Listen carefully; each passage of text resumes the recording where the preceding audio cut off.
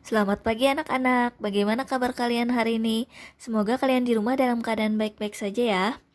Hari ini kita belajar bahasa Indonesia tentang membaca dan merangkum isi bacaan. Materinya ada di tema 8, subtema 2.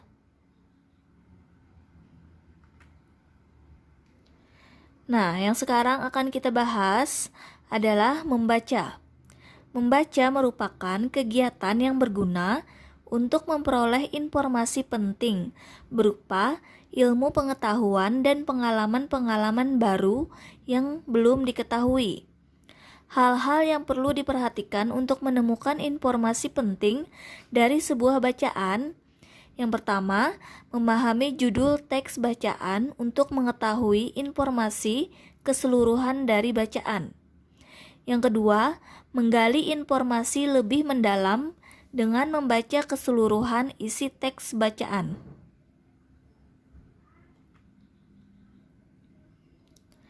Kemudian bentuk informasi yang terkandung dalam suatu teks bacaan sebagai berikut. Yang pertama adalah informasi tersurat, yaitu informasi yang terdapat secara jelas pada sebuah teks bacaan. Kita dapat melihat bacaan secara sekilas atau dengan membaca cepat. Yang B, informasi tersirat, yaitu informasi yang tidak dapat secara langsung diperoleh dari sebuah teks bacaan. Informasi ini tidak tertulis dengan jelas, sehingga akan dapat kita temukan setelah memahami betul bagian tertentu atau membaca keseluruhan isi bacaan.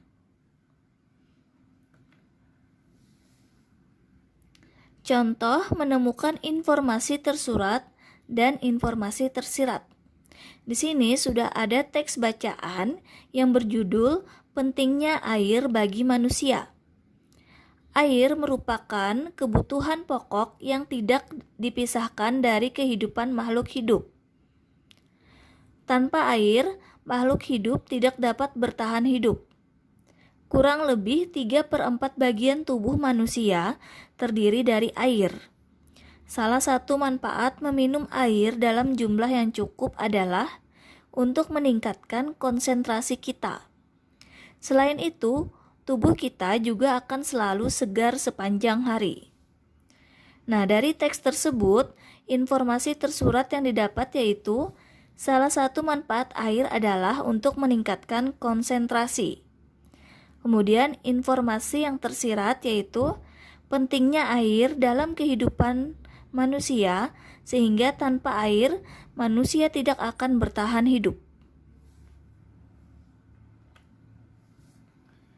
Nah, sekarang yang akan kita bahas yaitu merangkum isi bacaan. Rangkuman adalah ringkasan sebuah teks atau non-teks fiksi ataupun non-fiksi secara singkat, jelas, dan berurutan atau kronologis.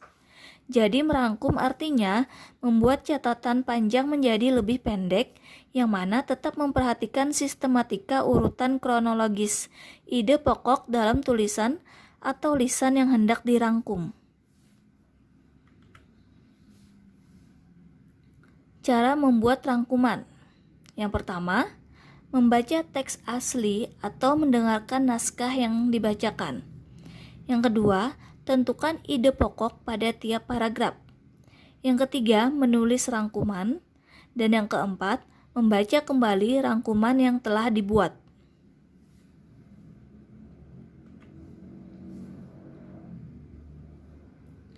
Nah, untuk tugas kalian hari ini, kerjakan LKS tematik halaman 73 sampai 74 yang bagian bahasa Indonesia nomor 1 sampai 5. Kerjakan langsung di buku LKS dengan cara memberikan tanda silang pada salah satu jawaban yang benar.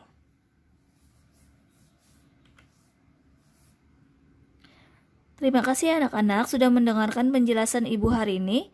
Semoga kalian bisa dengan mudah mengerjakan tugas-tugas yang Ibu berikan. Selamat mengerjakan.